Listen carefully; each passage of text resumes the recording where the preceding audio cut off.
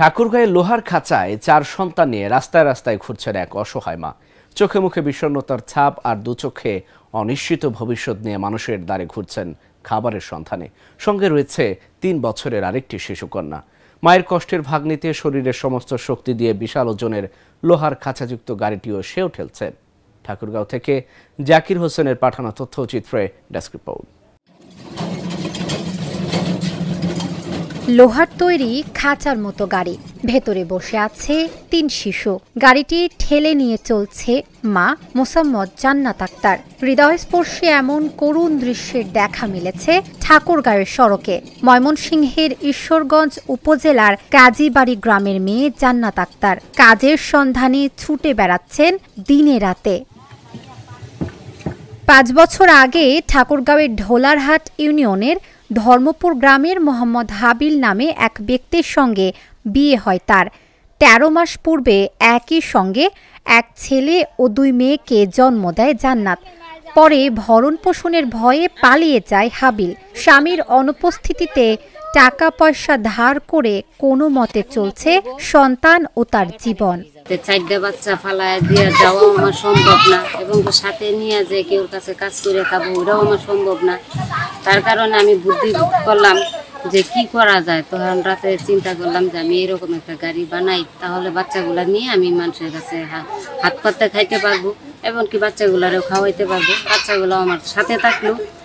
তখন এই বুদ্ধি করে আমি এই গাড়িটা বানাই। তখন আমার হাতে কোনো টাকা পয়সা ছিল না। বড় বোনের ফোন দিলাম যে আমার 5,000 টাকা দেও, আমি চলি। তখন আমার বড় বোন একবার না করছে, আবার পরে উনি ফোন দিল, দিয়ে আমার দিল। দেওয়ার পরে আমি গাড়িটা বানাইতে দিলাম। আশেপাশে ভাতির কাছে আমি বাচ্চাগুলো রাইখে গাড়িটা নিয়ে আসলাম। আনার পরে তাও আমি বাইর হই না, লজ্জা।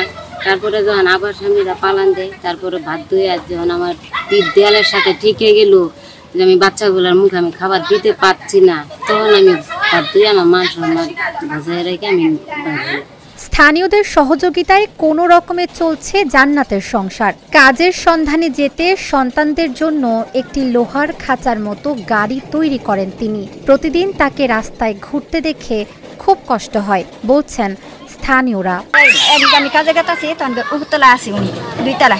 তখন কইতেছে বাবি আনে ভাই না এই 4 দিন ধরে থেকে গেছে বাবি, আমি একটা দানাও খাই নাই কা, 4 দিন ধরে আমি না খাওয়া। তখন বাচ্চাগুনারে নিয়ে দেখি যে কাপড় চোপড় দিতেছে, একটা কান্দিতেছে, একটা খেলাইতেছে, আর আরেকটা ওই যে বিছনার মধ্যে শুয়ে গোড় পাততেছে, কান্না করতেছে। কি করবে একটা মহিলা, কি 4টা বাচ্চা আর কি সম্ভব? চলাফেরা করতে, খাওয়া দাওয়া করতে মনে করেন খুব অসুবিধা হচ্ছে। আর স্বামী তো ভালো না, স্বামী তো বদমাশ, আসতেছে ডেকসি পাতি যা আছে সব কিছু নিয়ে যায়, বাচ্চাগুলো খাইতে দেয় না, বউকে আসে মারে ডাঙ্গায়। তারপরে মনে করেন যে ও অত্যাচার করতেছে। রান্না থেকে এইভাবে বাচ্চাগুলো খুব কষ্ট করে মানুষ করতেছে, স্বামীর কাছে সাহায্য পায় নাই, স্বামী ছাড়ে পালান দিচ্ছে, এটা আসতেছে, এটা আমাদেরকে খুব খারাপ লাগতেছে। 4টা বাচ্চা গাড়ি করে নিয়ে অনেক জায়গায় যাইতে পারতেছে, কারণ একাই তো আর 4টা বাচ্চা নিয়ে যাওয়া যাবে না, আর কিন্তু ওনার সাথে তো আর কেউ নিয়ে যাইতেও পারবে না, সবারই তো কাজ আছে।